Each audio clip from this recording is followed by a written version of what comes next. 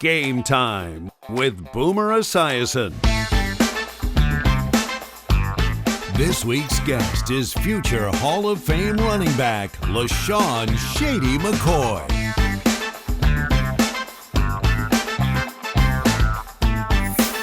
Today's guest rushed more than 11,000 yards, caught over 500 passes, and racked up 15,000 total yards in his brilliant 12-year career that culminated in a pair of Super Bowl rings. And it's my pleasure to welcome the dynamic LeSean McCoy. Shady, welcome to Game Time, and it's great to see you.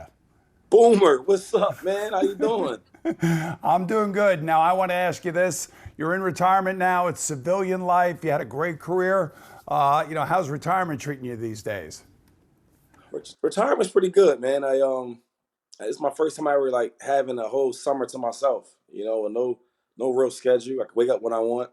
Now I'm kind of getting back into the groove of things, working out, staying in shape. I'm doing some real estate stuff. Different podcasts on and off. So I'm just trying to keep busy. So you're not waiting for a call, are you? No. You know what? I had some chances to get on some different teams, and I just decided not to.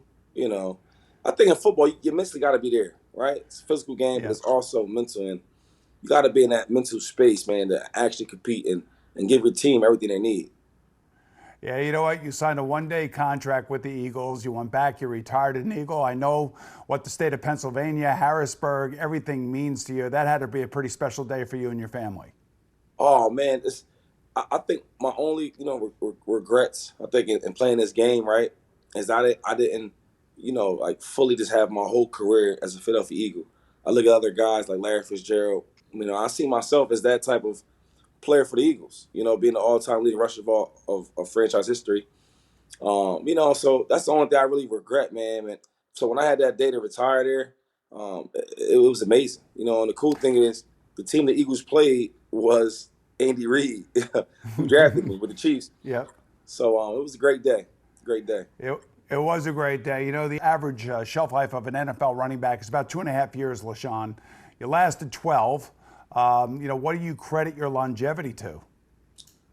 When I look back on my career, I think how I played so long, man, I was really, really good. That helps, right? And then I loved the game. I was a big competitor. I remember coming into the NFL and I had so many question marks.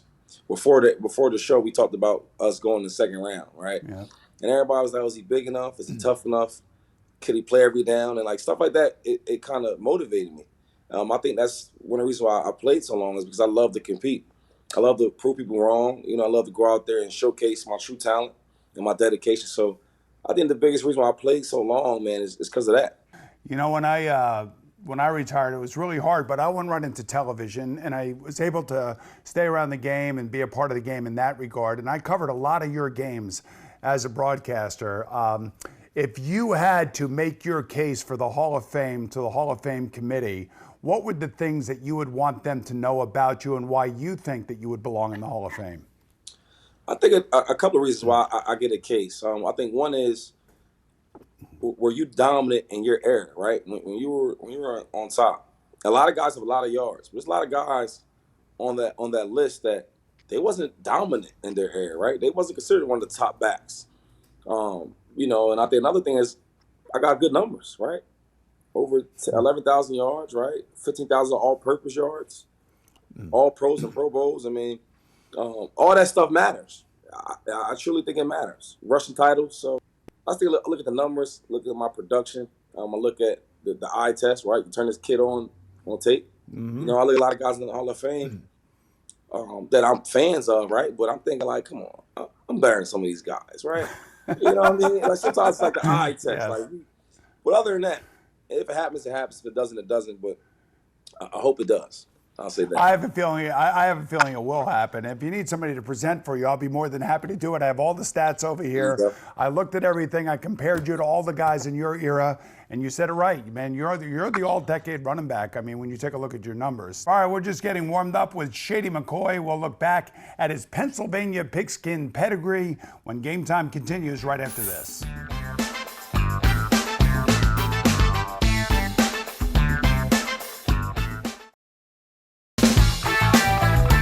watching Game Time with Boomer Esiason. Welcome back to Game Time, everyone. LeSean McCoy grew up in Harrisburg, Pennsylvania. His older brother, LeRon, played several seasons in the NFL as a wide receiver with the Arizona Cardinals, San Francisco 49ers, and of course the Houston Texans.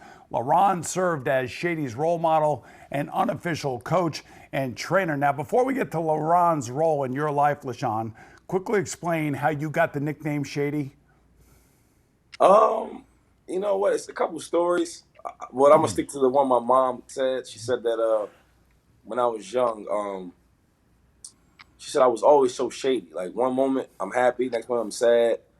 You know, sometimes I'm really, really great as a kid, being well mannered, nice. The next moment I don't want to talk to anybody. She's like, this baby, he is so shady. And then this kind of grew. Friends, family, teachers, they caught on to the name. It's a great nickname, actually. And I never found you to be shady. Every time I ever talked to you or interviewed you, you always had a smile on your face. So I'm not sure what your mom was talking about, but I'm not going to ever argue with anybody's mom. So how important were your parents on your path to success? Oh, you know what, man?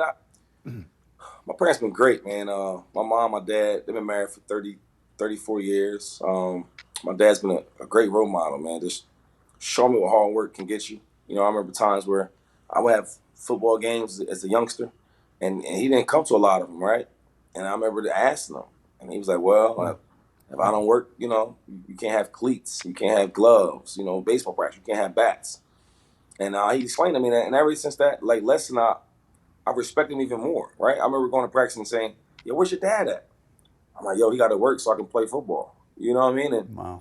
As I got older in high school, he started coming to more games, but I just respected that. Like, he really took care of his family. Then my mom, she's kind of like the rock of the family. She likes to call herself the brains of the operation. And she's a good woman, man. She works hard also, smart, very loving, nurturing, caring. A lot of my success off the field, I think financially, she has a lot to play a big role in that. I said earlier, you admired your older brother, LeRon, who's 6 years older than you. How did he help you prepare for your eventual professional football career? And I heard there was something to do with a Rottweiler by the name of Zeus. And what role did he play in getting you ready to be the running back that you became? I think even with my dog Zeus, he was a Rottweiler, and I think some of that was his personal enjoyment, right? Because I think the other part, he just kind of found a running back in me. My dog, which he loved me so much, but when I would put like my helmet and short pads on, he would get crazy, like trying to play and tackle me and bite on me. And he would be playing, obviously we'd be playing, but I would run from him and stuff, and I would be crying. And as I got older, I would do it with Zeus, and it would be a lot more fun. But that's one of my stories my brother always tells everybody. But LeRon, he's been great. He's been great, just showing me the things what to do, what not to do, on and off the field. A lot of my, I guess, passion or motivation, I give a lot of credit to him, because when I was younger, right, he always would challenge me. He always would take me out with his guys, his friends, playing basketball. Now, I was more responsible, so, he's 6 years older than I am. So if they wanted to play basketball, they had to take me because they didn't have the ball. I had the ball. Right? He lost his ball. And I would go play, and I've got better and better. And I remember, like, going to his college, playing ball with them, the big boys, hold my own. And this is basketball. People didn't know I was really good at basketball. Well, I'll tell you what, you talk about your basketball acumen, and I know how good a basketball player you were, and I know what kind of athlete you were. All right, we're going to return with the man who holds the NFL record with 8 career 40-yard fourth quarter touchdown runs. Unbelievable. Right after these messages.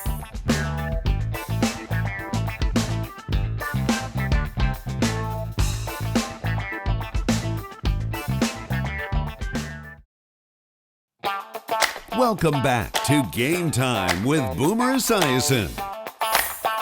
After a pair of standout seasons at Pitt, LeSean McCoy was picked 53rd overall in the 2009 NFL Draft. Shady was the second-round selection of the Philadelphia Eagles and the 4th running back chosen, which is unbelievable to me. All right, so not that you would hold any grudges today, Shady, but can you recall the 3 running backs that were drafted in front of you? I'll give it to you in order. All right, you ready? Yes. No Sean Marino from Georgia, the great Georgia running back, right? Yep. Played with Matthew Stafford. Second was a kid University named of Connecticut. yeah, no, University no. of Connecticut. I want to get his number 2. Donald Brown, number 34, from Connecticut. Right, we were in the same conference at that, and they Yes. took him with the coat to the Colts. Then the third was Beanie Wells, the great hope of Ohio State. Right, he went to the Arizona Cardinals, and then I was the 4th pick, or the 4th running back pick. Yeah, well, you didn't hold any grudges. I could see that. Brian Westbrook was on the roster when you got to Philadelphia. What kind of influence was he for you? Brian was great. He's so intelligent, man. He, like a big brother. I remember he would bring me to his hometown in D.C., right? And we would hang out there. I met his family. Open arms, man. So when I got there, he always talked to me about, like,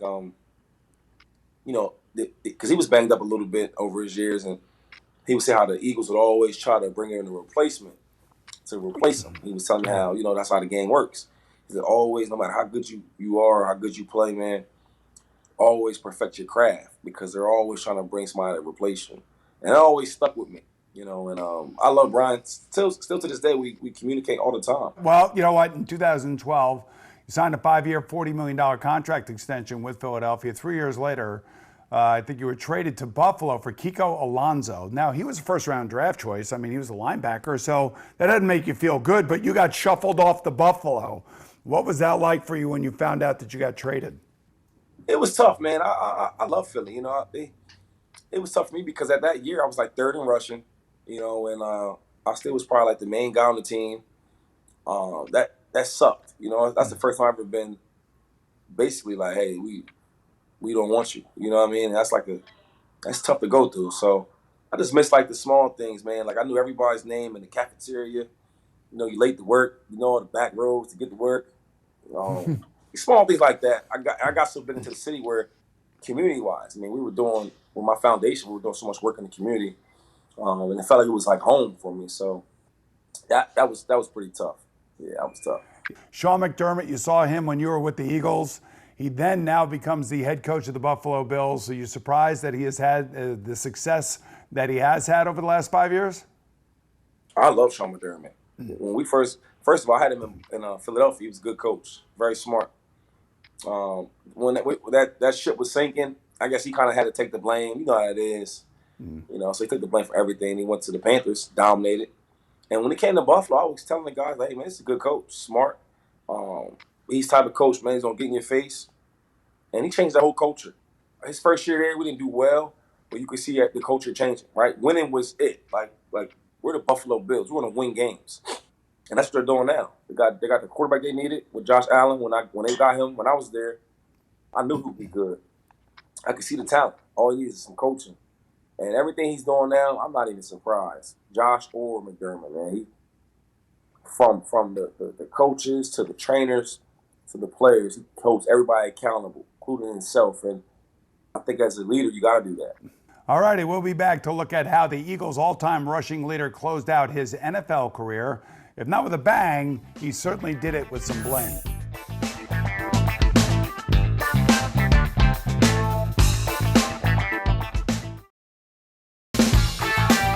It's game time with Boomer Esiason. Welcome back, everyone, as we continue with LeSean McCoy. In August 2019, he signed, adding that there's some great players that haven't won a championship. You were inactive for Super Bowl 54, and I'm sure that was difficult for you. But what was that experience like, and what did you bring to the team, even though you were not active for that game? Just, man, my leadership. I always talk about, like, impacting the game any way possible, right? So I started out during the season playing well, and then for different reasons, I feel like sometimes the coaches, man, they don't know how to motivate players, right? Or they go from being a player to a coach, and now they're looking out of the lens of a coach. Well, sometimes you got to look at it as a player, right? This game is hard to play, and I think that's what helped me out, man, is to help them guys out because I've been there, and that's my biggest role was just being a real leader, an older vet. You could really know how to pick teams, by the way, because the next year you go to the Tampa Bay Buccaneers, and you got Bruce Arians, you got Tom Brady there. You get another Super Bowl ring. I mean, so you got a lot of bling to go along with your records and everything else. I'd be remiss to ask you the difference between a Patrick Mahomes and a Tom Brady from your perspective. Two great quarterbacks. Tommy's the greatest, I think, of all time. This is my opinion. The good thing is Pat is young. He can still have time to catch him. I think the biggest difference is this. I think leadership and experience. I mean, Tom was 20-something years old in the game. What is he, 22 years? Yeah. Yeah, he has a lot of experience. He's very, very smart. Pat is still young. People forget how young Pat is, right?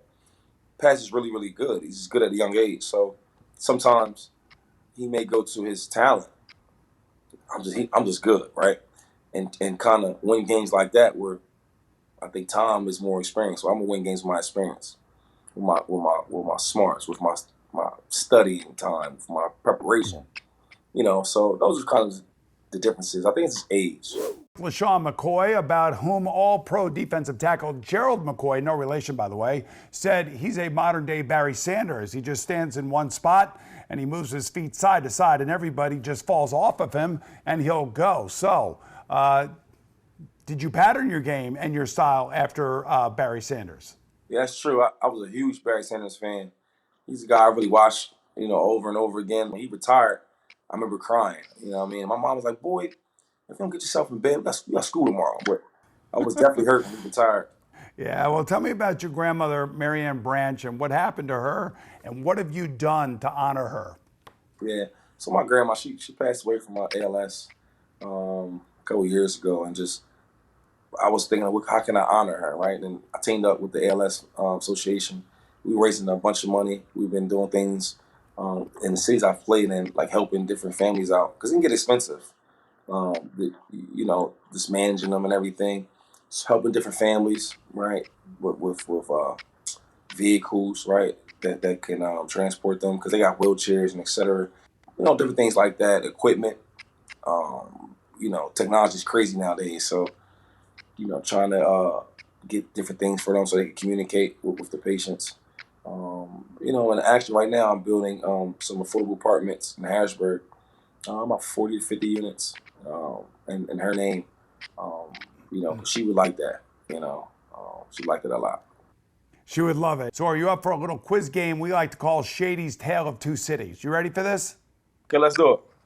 All right, in this case, they would be Philadelphia and Buffalo, of course. So just give me a quick top-of-mind response to the questions that I asked you. Here's the first question. Best tourist attraction, the Liberty Bell and Independence Hall or Niagara Falls? I got to go Niagara Falls. It's just a better sight to see. All right, best fun food, Philly cheesesteaks or buffalo wings? Buffalo wings. Wow. All right, best local movie, Rocky or Bruce Almighty? Rocky, come on. Rocky's a real heavyweight in real life. Yes, it is. All right, best local fan habits, fans who boo Santa Claus or fans who jump on folding tables? I'm going to go with Santa Claus because I witnessed snowballs at Santa Claus fighting them, depending if he's a Cowboys Santa or not. So I'm going to go with the Santa Claus. All right, the last one. Best snow game that you've actually played in, 2013, Detroit at Philadelphia, that's known as the Snow Bowl, or the 2017 game where the Colts visited Buffalo in the Snowvertime game. In both games, by the way, you won. In both games, you are amazing, and I don't know how you were able to keep your footing in either one of those games. I'm going to go with the Eagles because I couldn't see. That was so much snow. It was like a snow blizzard. So that was harder. Yeah, that was a game where you had 217 yards rushing, 2 long TDs, and you guys won the game 34-20. Yeah, that's amazing. That's correct. Yep, you're right. All right, thanks to LeSean McCoy for joining us today, and to all of you for watching. I'm Boomer Esiason. I'll see you again real soon right here on Gametime. And this is McCoy leapfrogging a defender. Incredible play by McCoy in the snow. They give to McCoy. Big hole and the move. McCoy through the snow. Touchdown. Here's McCoy breaking a tackle. McCoy